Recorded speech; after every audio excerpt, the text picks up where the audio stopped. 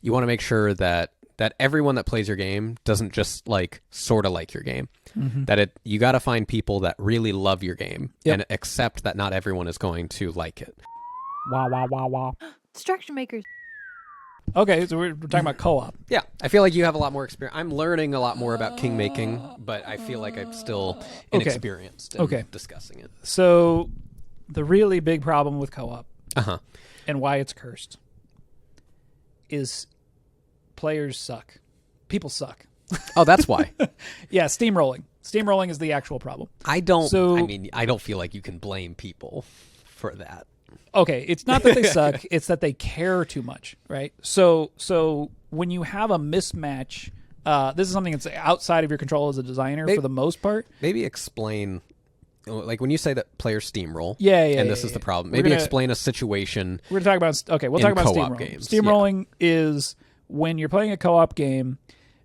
I think this pertains mostly to tabletop because computer, there's ways to alleviate this. But basically, if a more experienced player or a player who thinks they know better can have an impact on someone else's turn, can tell them how to play their cards, can tell them what to do, and can see the like optimal strategy, and they don't let the other person make their own decisions. Yeah. This is where you end up in cursed design territory, because you as a designer, it's very difficult for you to actually implement a system that makes it so that's not possible. Right. You can do it, but it requires some sort of contrivances, right? Like, I mean, The Crew is a really great example. The Crew is a co-op game, but you're not allowed to talk. The Crew is a great example, and if you were allowed to talk, it wouldn't be a game. Right. So yeah, I think that's a good example of a game that solves this sort of cursed design problem, kind of, and it's because there is this contrivance of you can't talk to each other. Right. In Bullets and Teeth and Aliens, we have not fully solved this problem. We have decided that there's a trade-off here, and that we're okay with some players being steamrolly, but we have designed systems that do say who actually has the final say. Right. So the person who's being steamrolled theoretically has some agency to say, I don't want to do that. It's my turn. I'm going to do this. Right. The other reason why we've decided that we don't want to create entire systems to solve this problem is because part of what Bullets and Teeth and Aliens is about is learning how to work together. Right. Because if you can't work together, you're not going to survive. You're not going to defeat the final boss. I also love that. I mean, in your game, but I'm sure this happens in other co-op games as well, is that when someone is steamrolling and they're like, no, this is what we got to do. We're going to do this. And then they listen to them and then they lose. Right. Yeah. It's like everyone hates that person. Yeah. And hopefully they don't hate them seriously, but right. They're like, really? Yeah. It's a And great that idea. extends almost, right? It becomes almost your career in Bullets and Teeth and Aliens. Right. Is you were the guy that messed us up. So we're not going to listen to you anymore. Right. And games that are designed for multiple playthroughs, I think helps because you can get that kind of emergent story from it. And yeah, that's part of the reason why we've designed multiple bosses for to in order to beat the game completely. There's more than one final boss, right? But yeah, that's really the biggest problem with co-op. The other big problem that comes up is how do you design a system? Again, I'm talking mostly about tabletop, but how do you design a system that is interesting to play against? Right. One of the reasons why a lot of tabletop games are PvP is because the person that you're playing against is bringing variance to the game, right? There's they have their own thoughts, they have their own strategies, and it can evolve. It's almost like player generated content, right? If you were thinking about it in a video game sense, in that there's a dynamic thing that they bring to the table where, okay, if we're all on the same team, there's a lot more pressure put on the designer to come up with a system that is dynamic and interesting to play against. You're essentially having to create an AI that everyone is going against. You're creating an AI. Which is why co-op had like a sort of a renaissance, and PvE content had a renaissance in the computer games. Because it was the opportunity. I mean, really, arcade games was technically the first thing. You are going against a AI generated, or not AI, but a puzzle generated by the game for you to overcome. Right. And this, you have to create something that, is an interesting enough puzzle that offers enough variance and enough surprise that it's not super predictable, that everyone can feel like, oh yeah, like this is challenging, this is interesting. Yep. And that's, very difficult. Yeah. I think the key to solving that is overlapping systems of randomness. I bring that up a lot, in that you need variance that is sort of has, in our instance, it's different decks of cards, but if you have different piles of a thing, a resource, or an enemy, or whatever, and these piles interact with each other in different ways, you can get a really interesting, emergent, random puzzles to be solved. And I mean, it's basically procedural generation of how video games, do it. We've just done it in a much more simplified manner. And I mean, I think it runs the same risk that procedural generation runs in video games, where there's a lot of people that they'll play a procedurally generated thing and be like, well, this is kind of bland, or it feels like, oh, I've seen this before. But I think you're right that if you have enough overlapping levels of variance, it gives it just enough added pressure, I guess, like it makes it feel a little bit more alive. Yeah. And I'll bring up Escape the Dark Castle, which I forgot to bring over, by the way. Oops. There's one thing that we decided to do with Bullets and Teeth and Aliens has kind of a similar play style to Escape the Dark Castle, in that there's a deck of cards that you're starting from the beginning of and trying to get through to the end of the final boss. And one thing that they do is you have 45 cards, you shuffle them up, and then you put 15 in a pile on top of the boss. Right. And for us, you have 30 cards, and depending upon which boss you're fighting, you have somewhere between 10 and 30 in the deck. But if you're fighting the final boss, you have all 30 of those cards always there. It's just that cards within it move you through the deck at different paces. Right. So what I think, again, what you can run the risk of is not having enough variance even in the pacing of the game, right? Yeah. So if you're going up against AI, in quotes, a system that's not really controlled by a player, and you have the same number of cards every time, you're going to get a very consistent, repetitive experience in terms of like, okay, there's these 15 cards, we got to get through all 15 of these, and then we get to the boss.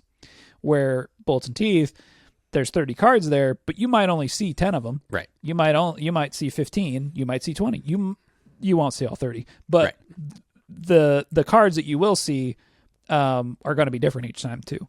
So that's one way that we were looking at a way to vary up the way that the game feels every time that you play it. Right. Yeah. The other thing too is that this is something also that Escape the Dark Castle does. The rewards that you get for defeating a boss or whatever you're doing also change based on another system of randomness, another deck of cards. And then those rewards change the way that you operate as an individual, right? So creating variance not only in the thing that you're going up against, but also in the way that you're choosing to play the game, I think is important. But this is basically just designing AI that plays itself, I guess. That's the other thing you need to be careful of, though, in these situations, is you can't design a really complicated artificial intelligence system in a board game. Right. Yeah. You there's a very, there's a line there, and... I mean, people do it. I mean, I don't think you've seen it, but I haven't actually played Spirit Island, but I've set up Spirit Island. Right. And setting up Spirit Island, I'm like, oh, I see what they're doing, but there's a lot of systems of like, oh, once this happens, this will move here, and this moves here, and that moves here, etc. That's something to be very aware of when designing co-op games, where your players are the ones who are playing. You're not designing the game in a situation where somebody's the dungeon master, right? Okay, there's a hybrid here too, which is Mansions of Madness. I've never played it. Where you have an app that's basically playing the GM, right, and telling you where to move things. you definitely run the risk of things feeling very artificial too. Like when enemies move, they just move towards the closest player. Things like that. It's like very simple AI, but the thing is, if you're not careful, you'll cross that line into players noticing these systems too much and being pulled out of the experience because they're also just playing the bad guy. Right. Right. So for us, it was very important to design systems that the thing that happens doesn't feel like the player has any control over it. And also there's not really a particular way to game it where there is in some of these board games where, like I said, if you have an enemy that just moves towards the closest player, you can kind of like ping pong them between two players, right? You're like, okay, hey, I'm closest, and it moves towards you, but doesn't quite get to you. Right. And then you move away, and now it's closer to the other player, and now it kind of goes that way. Right. And because the artificial intelligence, I guess, that it's trying to simulate is trying to simulate one that's too complex for the situation. Yeah. So for us, it's like, okay, well, you just draw a card. Like there's no agency there. It's okay. You draw one of the teeth cards and it goes into the horde. You don't have any control over what that card is. Right. Yeah, that was my gripe when I played Horrified, is that Horrified, you have all these monsters and the monsters are only chasing players that had like a certain, I don't know if it's a number of things or if it's the player that has like the most red cards or something like that. Right, just an arbitrary... Like, I remember having a playthrough, I think it was maybe my second or third playthrough, where I just made a realization that we had the situation set up where like, oh, okay, on your turn, you just do this and they'll chase after you. And then after they chase you, then on my turn, I'll do this and they'll chase after me. And yeah, it's just, you can game the AI suddenly because you, have control over that. I think understanding the limitations of the tabletop medium is super important. Yeah. I mean, Dungeons and Dragons gets around this because there's a dungeon master, right? There's somebody who is the artificial intelligence. They are the intelligence. There's no artificial thing about it at that point, which I think is, we've talked about that before with, say, like Baldur's Gate 3, where, it's never going to be able to achieve what D&D can because it's an artificial intelligence, in quotes, that's been created here, and they can only account for so much. Right. Where if you have a real intelligence that is running the enemy, that's a whole nother... I mean, it's basically PvP at that point, but...